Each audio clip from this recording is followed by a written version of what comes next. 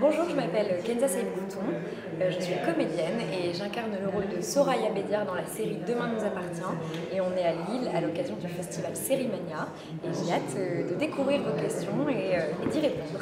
Alors, déjà la première question c'est votre personnage aujourd'hui, qu'est-ce que vous aimez chez lui, qu'est-ce que vous aimez pas? Alors c'est une vaste question parce que j'incarne ce personnage depuis 8 ans déjà. Donc il a évolué. Donc le personnage a évolué en effet, et surtout j'ai grandi avec Soraya, et je pense aussi que dans un format quotidien comme celui-là, forcément les auteurs s'inspirent peut-être aussi un petit peu de ce qu'on est dans la vie, de l'énergie qu'on dégage, et probablement de certains de nos traits de qualité, de nos traits de caractère, pardon, de nos qualités et peut-être aussi de nos défauts. Et c'est un peu le piège quand on incarne un personnage depuis si longtemps, de ne pas être trop soi-même et de toujours garder en tête que notre personnage ne se tient pas forcément comme nous, etc. On est tellement confortable dans ses chaussons et dans les chaussons de notre personnage que du coup, parfois la limite est assez fine, et je pense que j'ai beaucoup de similitudes avec Soraya sur son sens de la famille, sa fidélité auprès de ses amis, voilà, sa rigueur au travail, mais je pense que je suis un peu moins qu'elle sur certains aspects. Je pense aussi que je me mêle peut-être un peu plus de mes affaires contrairement à elle. Et voilà. D'accord. Comment vous aimeriez qu'évolue Soraya? Alors Soraya, ce que je lui souhaite là, dans les semaines à venir, c'est déjà d'essayer de surmonter les épreuves qui l'attendent. et je la vois mûrir parce que c'est vrai que Soraya est un petit peu plus jeune que moi dans ma vraie vie. Donc je sais que moi je suis maman d'un petit garçon, 4 ans et demi. Ouais. Voilà, j'ai déjà passé certaines étapes de vie de femme qui étaient des envies qui sont propres. Je ne dis pas que toutes les femmes ressentent ces envies-là, mais je pense qu'elle va être confrontée très vite à des questionnements, voilà, de remise en question de vie. C'était justement l'une des questions de Odile qui nous a préparé des questions et qui nous demandait l'évolution de votre vie amoureuse dans la série, et est-ce qu'un enfant arriverait cette saison? Alors, cette saison, je ne sais pas si on parlera tout de suite d'un enfant. Je pense que Soraya, le problème pour Soraya, c'est quand même qu'elle partage sa vie avec quelqu'un qui est aussi plus jeune, qui est encore assistant juridique, qui n'a pas encore passé son barreau, qui n'est pas encore avocat, etc.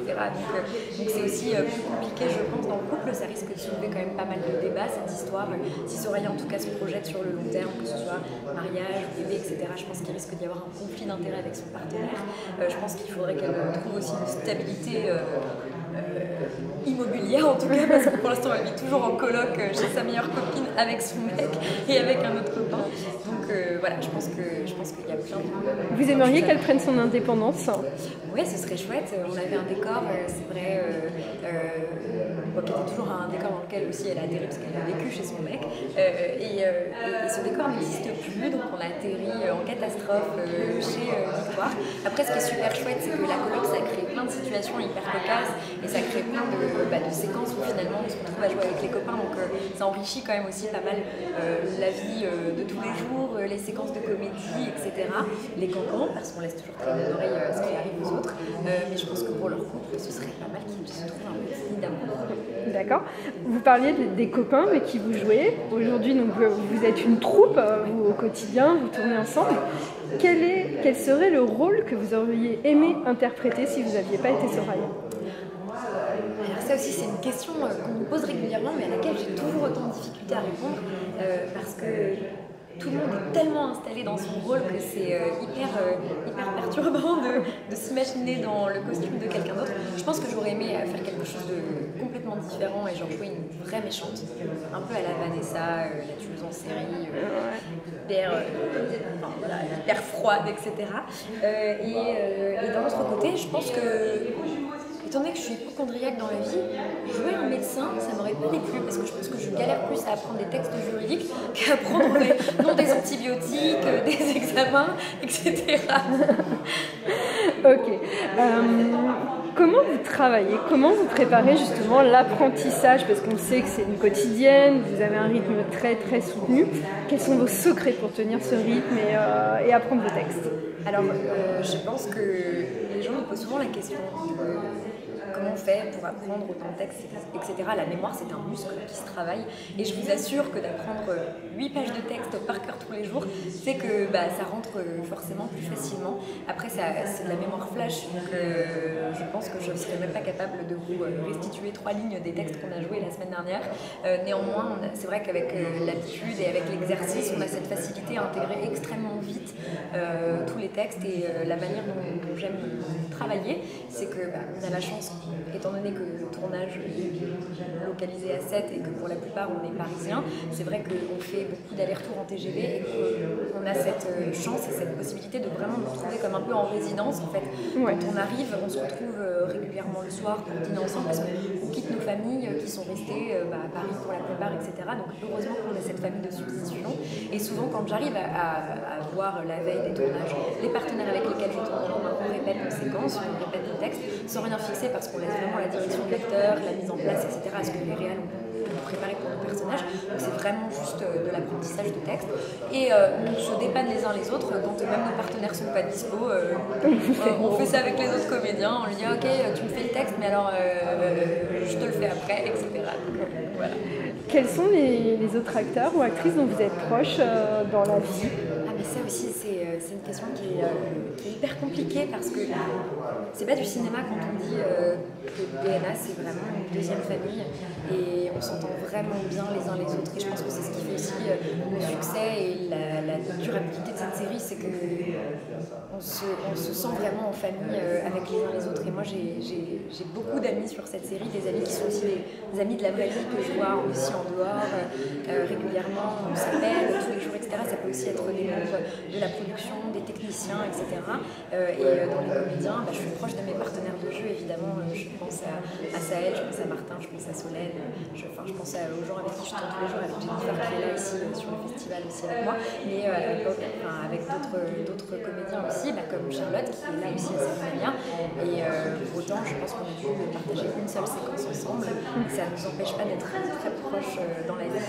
Donc voilà, on est toute une grande bande très joyeuse de copains et c'est me demander de choisir entre mon père ou ma mère de citer des noms en interview à chaque fois. Ok. Donc vous êtes ici à Sérimania, vous êtes 4 de la série. C'est la première fois que vous faites un festival de série ou vous avez déjà été dans d'autres événements porter votre personnage et la série? Moi j'avais déjà été au festival de Buchon avec Demain nous appartient. J'étais avec Saël, qui est donc ma petite sœur sur la série. Et c'était le seul festival que j'ai fait. On avait été passer une soirée au Héros du cinéma aussi, qui est un festival qui se déroule à Agde. Oui. Mais sinon, c'est le premier Sérimania et il y a beaucoup de popularité autour de la série. Vous avez fait là, tout à l'heure une rencontre avec le public. Ouais. Comment vous vivez ça? C'est incroyable. On a beau tout le temps en avoir conscience parce que c'est vrai que les gens se déplacent énormément à Sète, et surtout l'été, attendent devant les studios de pouvoir nous croiser, passent des heures et des heures sur un terrain vague pour espérer passer quelques secondes avec nous, et à chaque fois on est hyper surpris de l'amour, de la patience des gens et de leur motivation à venir nous rencontrer. On sait les chiffres que font la série, on parle de millions de vues, etc. Mais c'est... Enfin, je pense que moi, mon cerveau n'est pas fait pour réussir à comprendre vraiment ce que ça représente. Vous rentrez tous les soirs dans le foyer des gens. De millions de personnes, et voilà, du mal à vous faites partie de leur famille en fait. Ouais, c'est ça. Et puis bon, maintenant il y a les replays et c'est une série familiale, populaire. Et voilà, et vous faites partie. C'est pour ça que je pense que les gens vous appellent par votre prénom dans la série. Bien sûr, bien sûr, voilà. Bien sûr. Et voilà. Donc comment vous vivez votre célébrité? Est-ce qu'il y a des gens qui vont au tournage? Est-ce qu'il y a des choses que vous aimez moins? Alors, c'est pareil en fait, au même titre que j'ai vraiment du mal à visualiser le nombre de personnes qui vraiment nous regardent et nous connaissent, etc. Je pense que je suis un peu dans le même déni en ce qui concerne notre niveau de popularité, parce que je me sens pas du tout star. Moi j'ai vraiment l'impression d'être quelqu'un d'ordinaire qui fait un métier un peu extraordinaire. Je sais que c'est bizarre dit comme ça, mais moi c'est tellement ancré dans mon quotidien. Mes amis n'ont pas changé en dehors de la vraie vie, je suis très proche. Enfin, j'ai gardé la même vie en fait en faisant un métier un peu hors du commun. Donc j'ai toujours un peu de mal quand on me reconnaît ou quand je me rends compte qu'on est à ce point populaire et quand je vois l'engouement des gens, etc. Et ça me touche et ça m'émeut beaucoup. Après, je crois aussi que je suis devenue un peu plus louve depuis que je suis maman. Justement, c'est une des questions que j'allais aborder avec vous. comment on arrive à gérer sa vie de maman et le tournage au quotidien et vous parliez des déplacements dans le sud, si c'est pas indiscret, voilà, comment vous gérez, comment vous vivez le rôle de maman dans la vraie vie? Moi j'ai eu beaucoup de chance de m'arrêter déjà pour mon maman, ce qui n'est pas un luxe donné à toutes les femmes qui travaillent dans des boîtes conventionnelles, qui ont d'autres métiers que le mien, de pouvoir vraiment prendre un an pour elles et pour s'arrêter pour accueillir leur bébé, etc. Donc moi j'ai eu ce luxe-là, et ensuite du fait que mon compagnon soit aussi comédien, il a quand même accepté de se mettre entre parenthèses pendant un an pour pouvoir s'occuper de notre fils et me laisser la place et laisser la place à mon travail et au fait que je reprenne le rôle de Soraya après un an d'arrêt. Donc il se déplaçait beaucoup avant que mon fils entre en collectivité sur les tournages. Et puis ensuite, je dirais que je le vis avec pas mal de philosophie. J'essaye aussi de ne pas être coupable de m'absenter plusieurs jours, parfois quelques semaines consécutives, parce qu'on ne tourne pas, individuellement on ne tourne pas tous les jours, toutes les semaines, donc c'est vrai que nos emplois du temps sont quand même assez en gruyère. Moi je peux tourner 2 jours, une semaine, puis plus pendant 3 semaines, puis faire 5 jours d'affilée la semaine qui suit. Vraiment c'est assez fluctuant le rythme de tournage. Qui est votre compagnon? C'est pas indiscret. Mon compagnon c'est Arnaud Baillet, et il a joué d'ailleurs dans Demain nous appartient, le mec de Soraya à un moment donné. D'accord, vous vous êtes rencontrés sur la série? Pas du tout, on s'est rencontrés il y a 10 ans à l'école de théâtre. Donc voilà, et donc c'est effectivement une gymnastique pour revenir à mon rôle de maman, mais j'essaye de ne pas me culpabiliser en me disant que pour être une maman épanouie, il faut être une femme épanouie, pour être une femme épanouie, j'ai besoin du rôle de ma passion, et je pense aussi que j'ai beaucoup de temps de qualité, ce qui n'est pas la chance de beaucoup de mamans, contrairement à des mamans qui partent et qui se font des tunnels, qui font des 8h, 18h tous les jours au boulot et qui ont pris le week-end pour profiter de leurs enfants. Moi j'ai des semaines entières avec mon fils parfois, et on passe beaucoup de temps de qualité ensemble, et c'est extraordinaire. Bon, c'est super. Merci beaucoup. Merci à vous. On va faire 2-3 petites photos d'illustration.